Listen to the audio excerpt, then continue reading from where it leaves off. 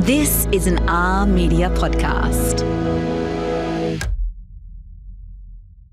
This episode is supported by Vixen, Australian-made skincare powered by plant cell technology and designed to bring real simplicity back to skincare.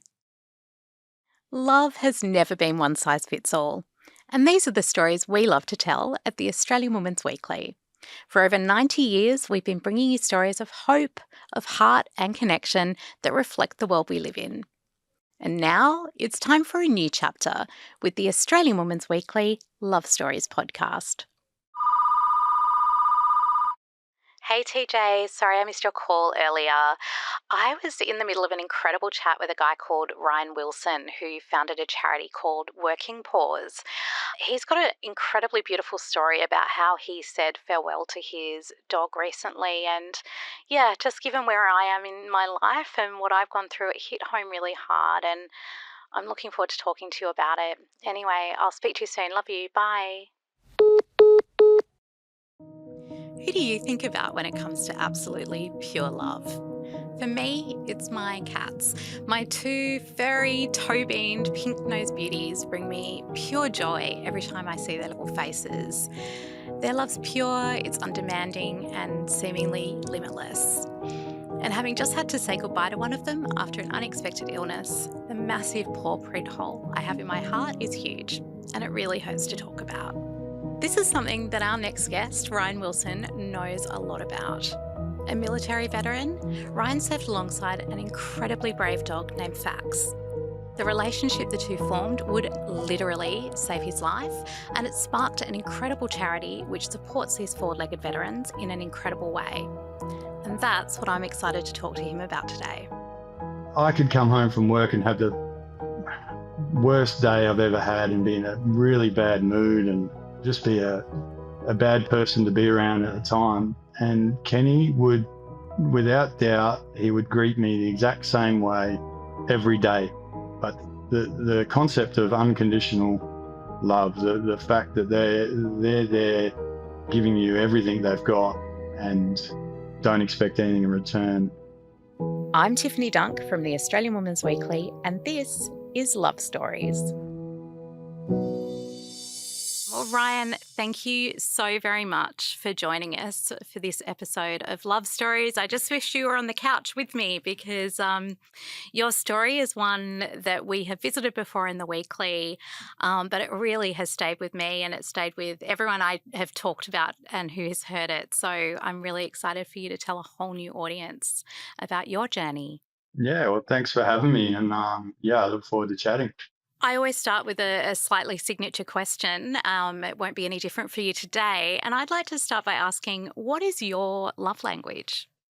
My love language? Wow, I wasn't expecting that question straight up. But yeah, look, I have put a lot of thought into this lately, but funny enough. And I think acts of service, if that's one, is pretty strong with me. So whether that's doing acts of service and receiving acts of service as well is probably on the top of my list.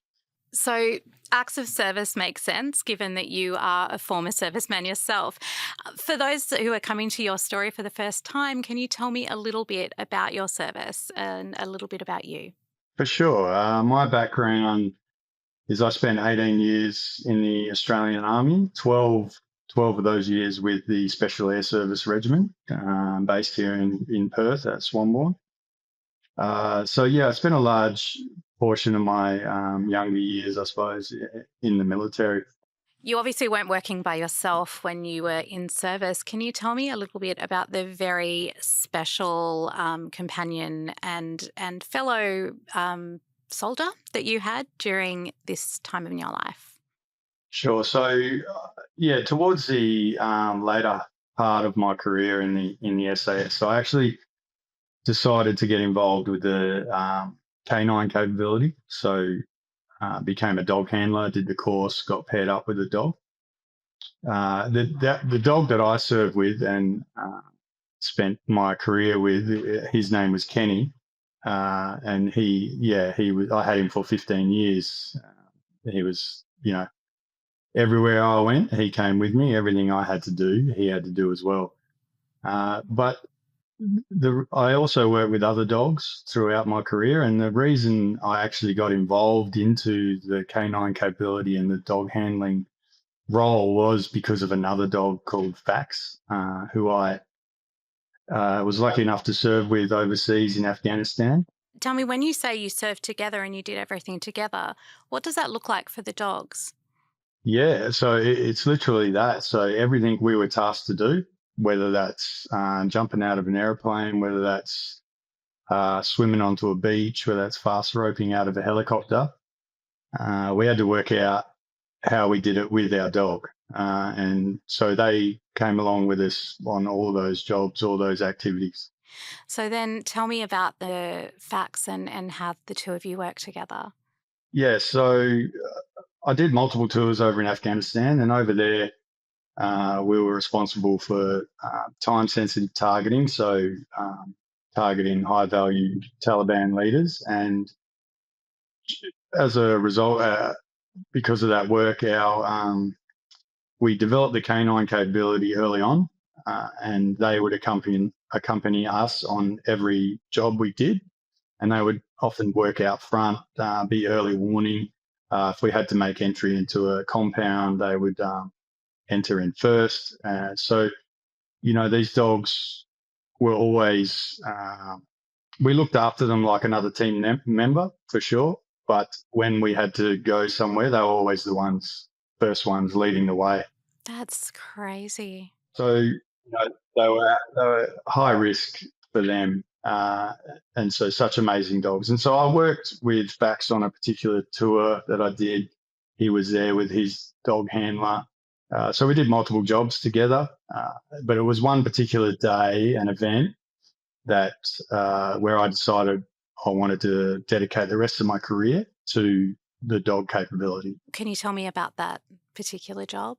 Yeah, so we started like any other job. We got some information that there was a high value target in a valley somewhere in Afghanistan. So we loaded up on the Black Hawk helicopters and we flew out to this particular valley, landed, and as soon as we landed, we came under fire. So we got into contact straight away. And as a result of the exchange, there was a casualty. So we had to we secured the casualty and they were fine. But we then organised a helo evac, so helicopter to come in and evacuate the wounded party. So that as a prerequisite for that, we had to go find an area where it was safe for the helicopter to land. So myself and my colleague, who was a dog handler, and Fax were tasked to go find this HLZ. It's called Helicopter Landing Zone. So we moved off, just after we'd been in a contact. So we were on edge. We were, tension was quite high. We knew there was more people out there. We just didn't know where they were. So we headed off to find this helicopter landing zone, and we started to track along basically like a creek bed, and Fax was out front of us, probably 50, sometimes maybe 100 metres, but usually pretty close, so maybe 50 metres in front. And I just remember seeing him out front, and his head just came up into the wind and then turned 90 degrees, and he obviously picked something up in the wind, like he could smell a human being. So, and then he darted off down into the creek line behind a big bunch of boulders and rocks that was obscuring, and we couldn't see anything. So, and we then heard a bit of a tussle and some shouting and yelling. So we knew he found some Taliban. Mm-hmm. So that allowed us to react immediately and to find cover and to maneuver. Unfortunately, what he had stumbled upon was a Taliban ambush who was waiting for myself and for my colleague to walk down and that creek line, and we would essentially walk straight into him. Wow. So Fax he essentially saved our lives that day, because we would have walked straight into that ambush. Unfortunately, they shot Fax point blank Oh, during the struggle, but during that time we were able to manoeuvre and neutralise the threat, and there was no other casualties, luckily.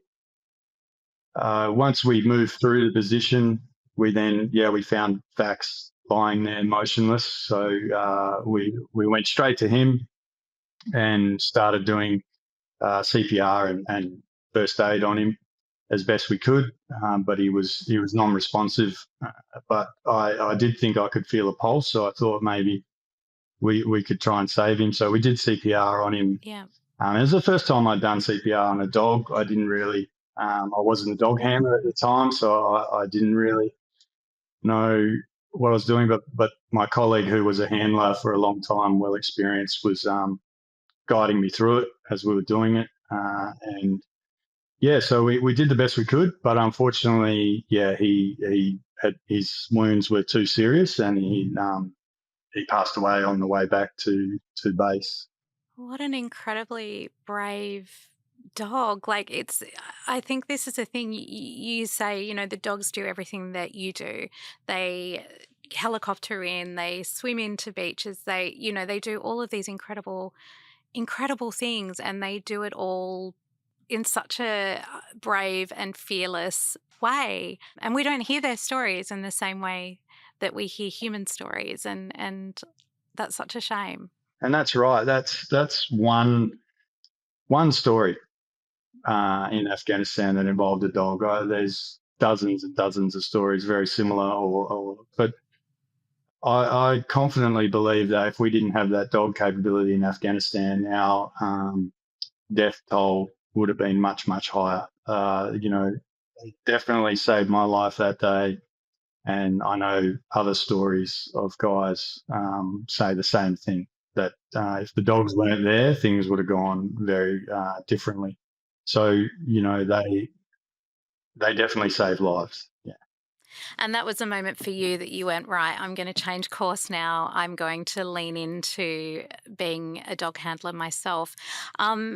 For those, again, of us who don't know, I always think it's the German Shepherds who are the service dogs. Is that still the case? Like, can you tell me a little bit about how these service dogs are chosen, what qualities or what they need to do for this incredibly specialised training? Yeah, there's a lot of training involved, obviously. In terms of the breed, actually, we don't use German Shepherds, we didn't use German Shepherds, and they still don't. And a lot of policing and military units are shifting away from German Shepherds now. The reason being is the German Shepherds are prone to hip dysplasia and hip issues and spinal issues due to their breeding, the way they were bred for shows. They have that curve in their back, which is not natural. It's actually been bred into them by show breeders. Also, the German Shepherd is a heavy dog. They're big. They're very defensive. So they've got a good bark on them, and they're very useful in that sense, but they're a defensive type dog. So they're barking because they want whoever it is to go away. Right. The breed that we particularly use, and most working dog programs now will use, is called the Belgian Malinois, which is a Belgian Shepherd. So very similar, although slightly smaller, leaner, and a prey-driven dog. So these dogs are driven by prey. When they see things move, they want to chase it. They are very highly motivated, and they will work for you and do anything for you until they almost kill themselves. Like, that's how motivated these dogs are. And for us, obviously, sometimes we had to carry these dogs. We had to do everything with them. So being a little bit smaller, lighter. Yeah. So that type of breed suits itself better for what we were doing. Very trainable breed. Like I said, they're very loyal. And once you work out what it is they value, whether it's usually, some sort of chew toy or a Kong or something like that they'll do anything for you. Wow. And like I said, it's a lot of training involved for these dogs. Probably take about 18 months to 2 years before they even enter a working dog program and get paired with a handler to then further develop them for the role.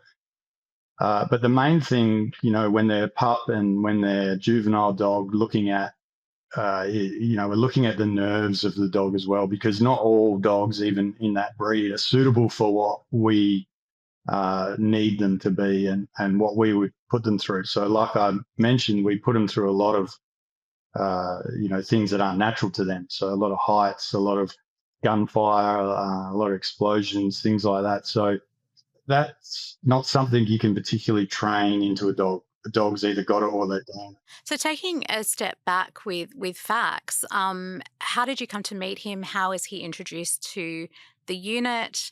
What had been his background up until that point? Yeah, so Fax actually was a Air Force dog.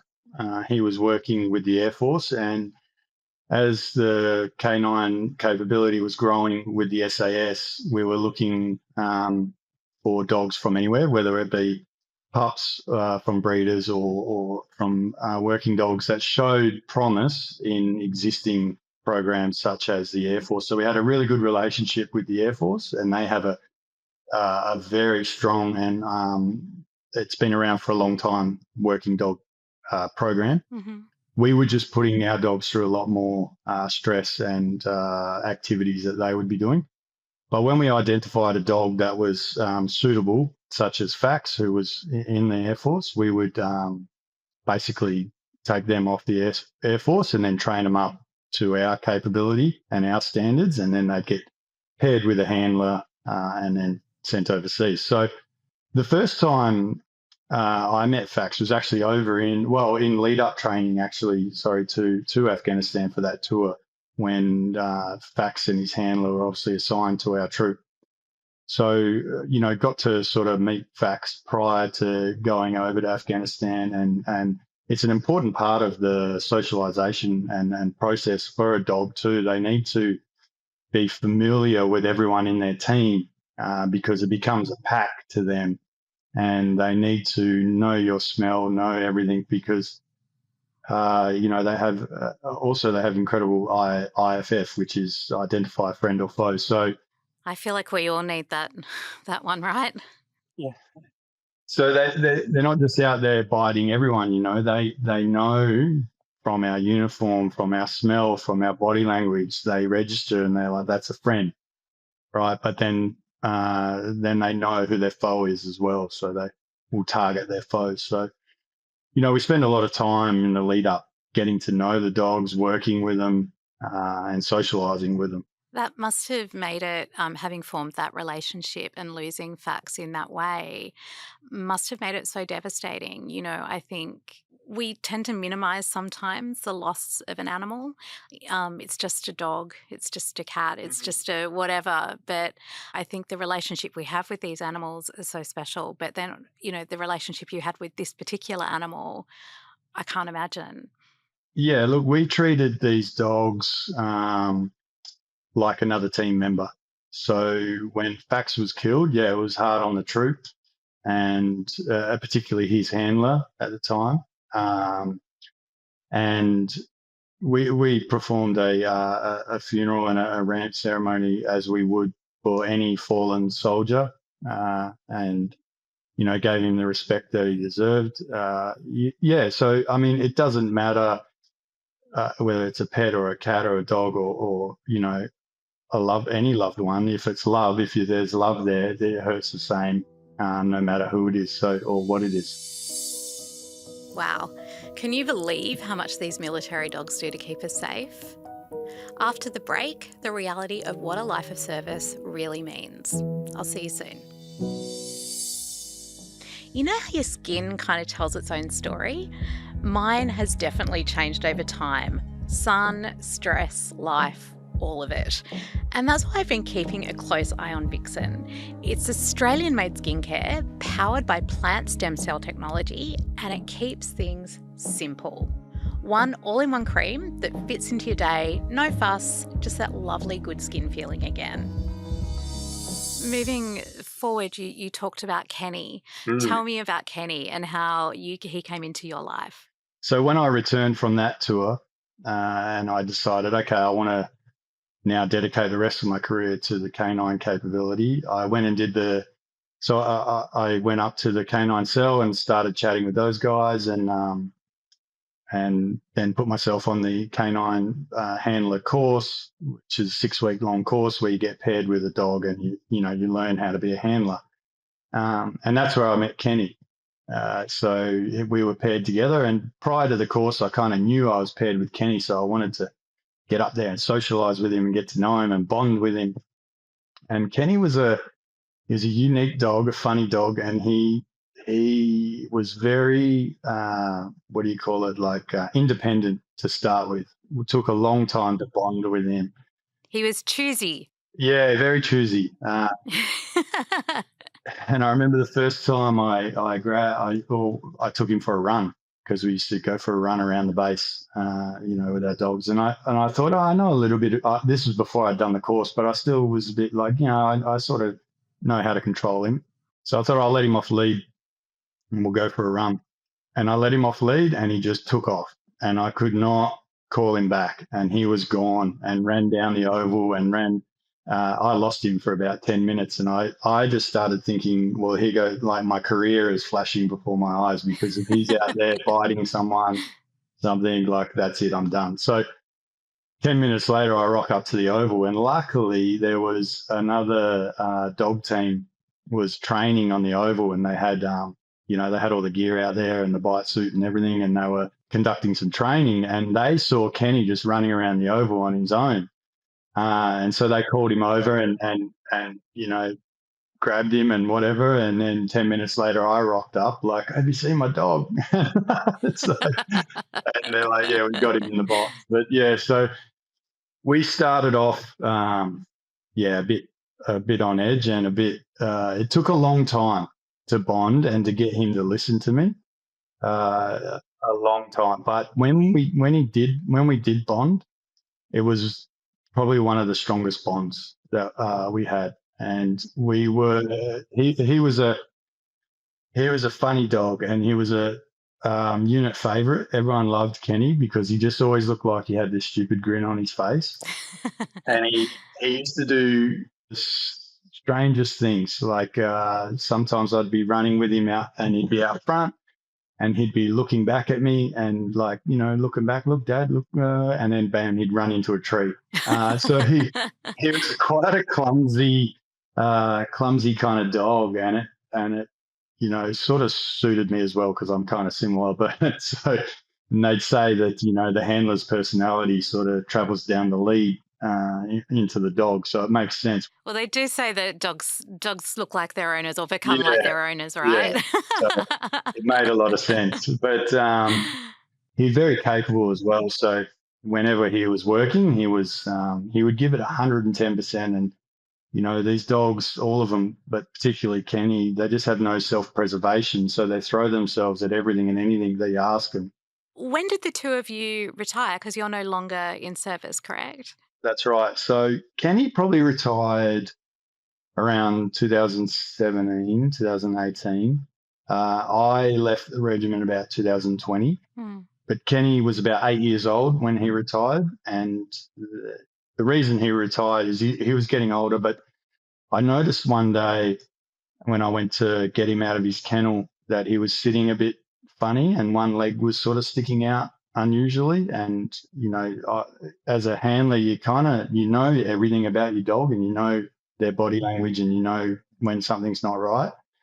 And I just thought, this isn't right. He's not sitting properly. He's not sitting like he normally does. So we went and got scans, and he had a lot of scar tissue and everything around his spine. So he's had a lot of back issues, which comes from the work that they do. A lot of jarring involved in their bite work, and everything we put them through. It just is hard on their body, incredibly hard on their body. So is that quite common for service dogs, that they end up with these repetitive injuries or wear and tear on their bodies? Yeah. Very common. I mean, I imagine there wouldn't be a working dog out there that retires without some sort of injury and ongoing care required to maintain it. So right. the vet kind of said to us when I got the scans back, he's like, look, you could probably get another year work out of him, but then his quality of life will be dramatically reduced, or you could retire him now and you could have a pretty good retirement. So we retired him that day, and just said, no, that's it.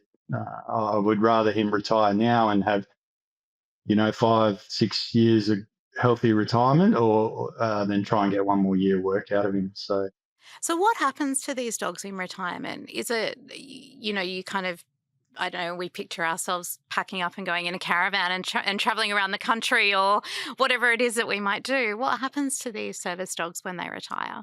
Usually the first handler or their main handler will take them, and so they get released from the military and the army or the Air Force, and they then become the full responsibility of the handler. They have to complete the RSPCA test to make sure they're not a violent dog or anything, and that's something that none of our dogs have ever failed, because we do a lot of socialization with them to when they're young, and it's very clear for them when they're working and when they're not. And friend or foe, right? Yeah, so Kenny took to retirement really well. Never worried about him, down the beach or anything, attacking anyone or biting anyone.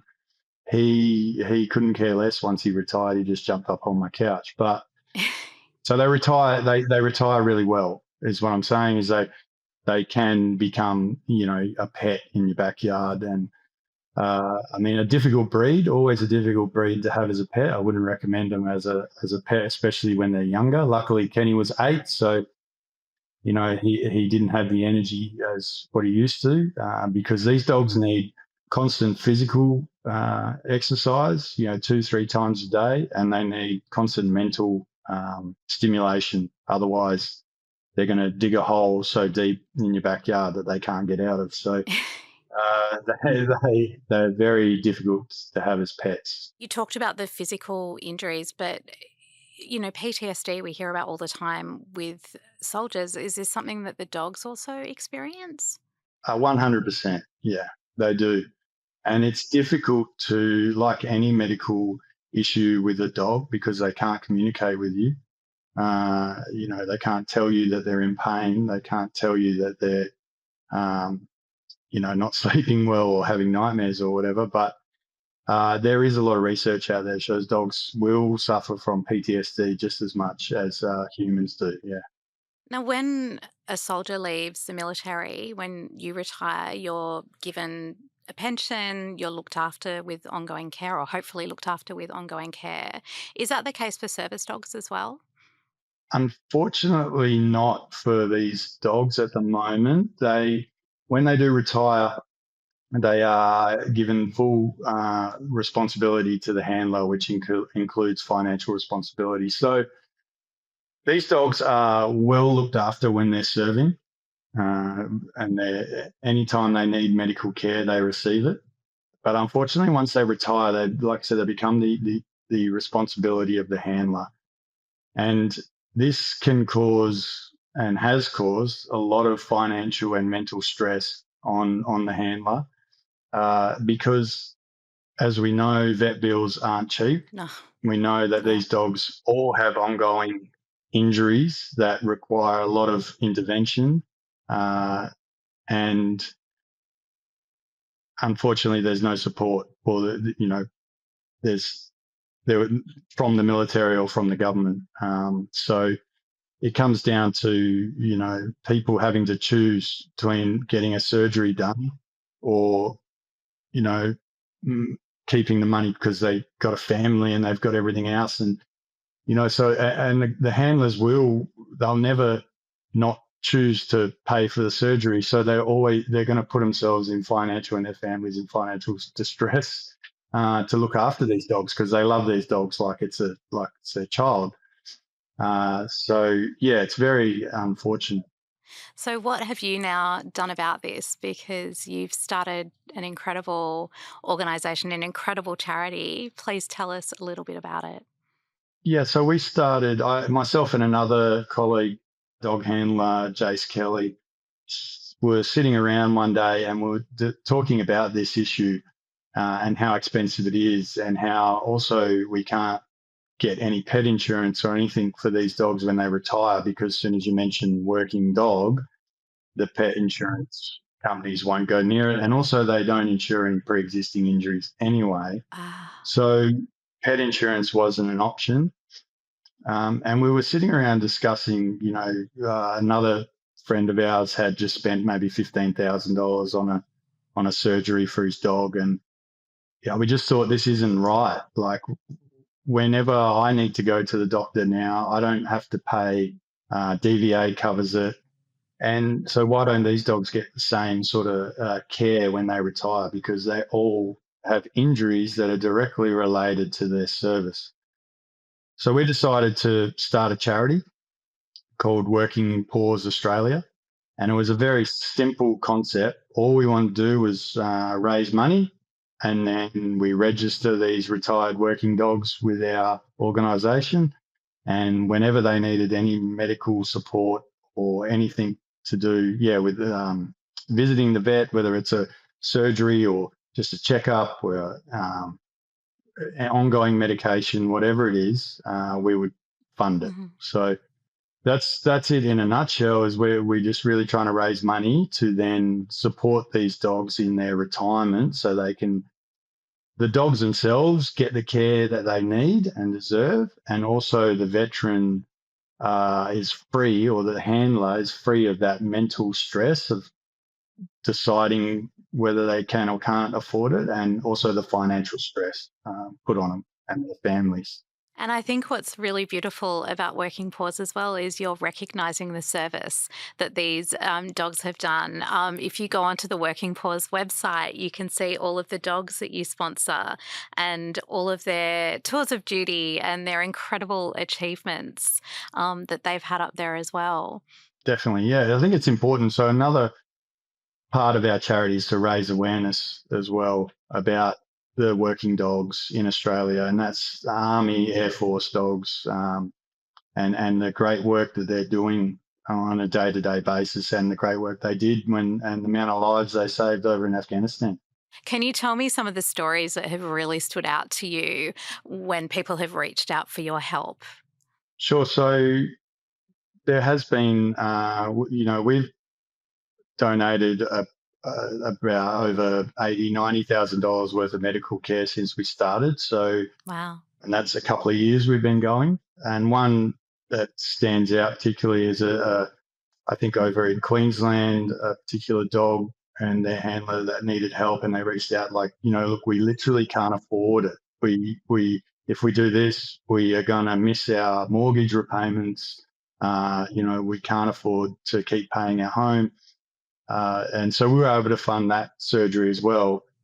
And so I just think if we weren't able to do that, what kind of position, either the dog's not going to get the care they need, or these people are going to put themselves into financial distress. Coming up, a story of how to know when it's time to farewell your pet and how to navigate the incredible grief that comes along with that. It's equal parts heartbreaking and hopeful. And if you're anything like me, prepare for some tears. I'll see you after the break. A warm hello to our new listeners. I'm Sophie, editor of the Australian Women's Weekly, and we're so happy you're joining us on this new chapter. For over 90 years, the Australian Women's Weekly has been a trusted home of real love stories, the kind that are messy and funny and quietly miraculous, just like real life, and just what we all need right now. Now, with the Australian Women's Weekly Love Stories, we're wrapping those stories around you in lots of new ways. Online, in your ears, wherever you are, making it easy as possible for you to enjoy. So, if you've grown up with the Weekly or you're just finding us now, welcome. And we'd love you to come on this new adventure with us, exploring every kind of love and the real things that matter to all of us. And because you're listening, and we value that, we've got something special just for you. A discounted subscription to the Australian Women's Weekly, so you can dive even deeper into the stories you're liking. Just head to womensweekly.com.au to find out more. And thank you so much for being part of our Love Stories family. Now back to the chat. Now, catch me up with Kenny. You said he retired in 2017. Yeah, about then. Yeah. Kenny lived to the ripe old age of 15. which is pretty uncommon for a dog for that breed and that size, especially after all the work he'd been through. So he had a really good retirement. He used to love going to the beach and down the river as well, and swimming and chasing the Kong around. But unfortunately, he got to a point where his injuries just became too much. So his back legs started to kind of give way from him away, and he was struggling to get up and move around and walk around. And yeah, it was a tough decision. It was one of the hardest decisions I've ever had to make. And, it took some intervention, I suppose, by my family and friends to sort of say, hey, I think, you should have a look at this, because I was kind of blinded. I was just like, no, he's fine. I don't know what you're talking about. He struggles to get up a bit, but he's all right. And yeah, and now looking back, I think I was convincing myself that he was okay when, he was in a lot of pain. Yeah, I think that's completely relatable. I love to overshare. I have just, had to say goodbye to my cat, who I haven't even put this on my social media or anything. I find it really hard to talk about. And it was a similar thing. He'd been unwell for a while, and, you just look at the little achievements and go, oh, but look, he ate a tiny bit of food today. He's Yeah. 100% fine. And he wasn't. And I think that day is one I don't think I'll forget. It's been 3 months and I still clearly cry all the time. I'm very impressed that you are not. How do you get past that grief? And I feel like this is a question I ask because I really want to know, like, how how do you get past the grief? Like, what helps you in this situation? Yeah. That's an interesting question, difficult question to answer, but I, you know, it was tough. I'm not going to lie. It was a gut wrenching decision. One, to make the decision to put him down, because I had to make that decision. Part of me wishes that, one day I just woke up and he would pass away in his sleep or something like that. But typical Kenny, he was like, "No, I'm going to hold on and make you make the call." So he just he held on as long as he could. But so to make that call is incredibly difficult. To get through it, the thing that helped me was I actually when I did put him down, I actually reached out to a lot of my old mates I served with and everyone who sort of knew Kenny, and said, "Hey, I'm going to put him down on this date." And surprisingly, a lot of guys were like, "Hey, well, we'll come around." So about 15 or so people came around Oh, that's so to the beautiful. house to say goodbye, and we sat around and he was still there. Everyone sort of said their goodbyes, and then the vet came into the house, and we put him down when everyone was there having a drink and telling stories about him. And I initially I didn't want to do something like that. I just kind of wanted to not make a fuss or um, because it was quite emotional for me as well, and I didn't really want people to see that, I suppose. But I'm so glad I did do that. I think that helped a lot, knowing that these guys stopped what they're doing, no matter whatever it was for the week, and just came out and spent a few hours there with him to say goodbye. It means a lot to me, and definitely would have meant a lot to Kenny. Yeah, it's something he'll always be with me no matter what. And I guess, there's some things, I can't really move on from. It's just something I learned to live with every day and just be thankful that I did have 15 years with him, to be honest. And you've given him a wonderful life as well, and a wonderful retirement. I'm sure, wherever he is up now, he's saying thank you to you as well. I think, we talk a lot about the love we have for our pets, the love we have for the animals around us. But I think the love that our animals have for us is something special. Like, what can dogs teach us about love? Because, gosh, they give a lot of it. They definitely do. And it's dogs are amazing, and any pet really, but my experiences with dogs. But yeah, honestly, I think a dog gives unconditional love. I could come home from work and have the worst day I've ever had and be in a really bad mood, and just be a bad person to be around at the time. And Kenny would, without doubt, he would greet me the exact same way every day.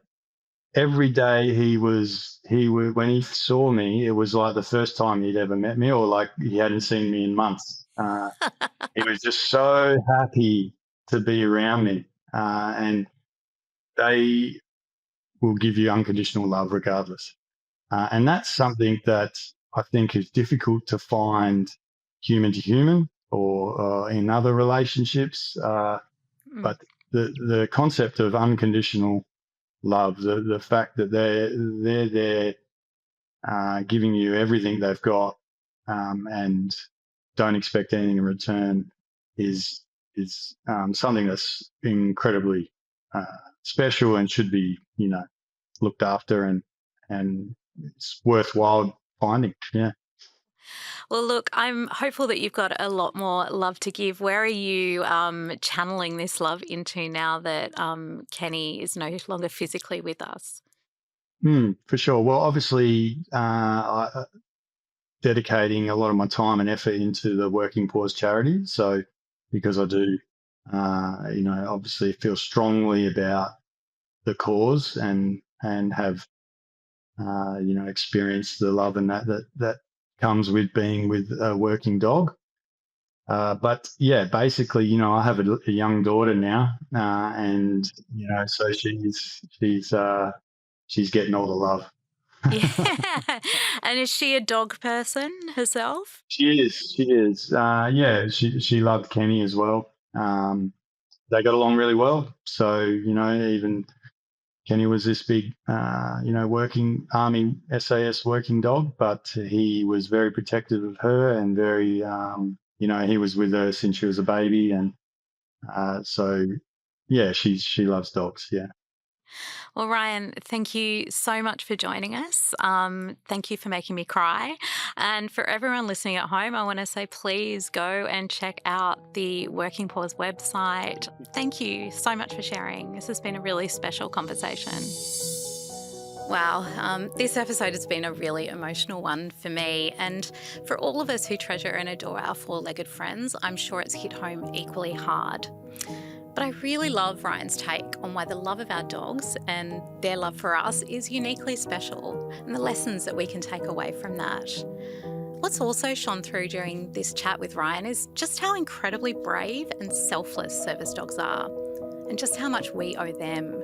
So jump into our show notes to find out how you can do your bit to help them out in retirement.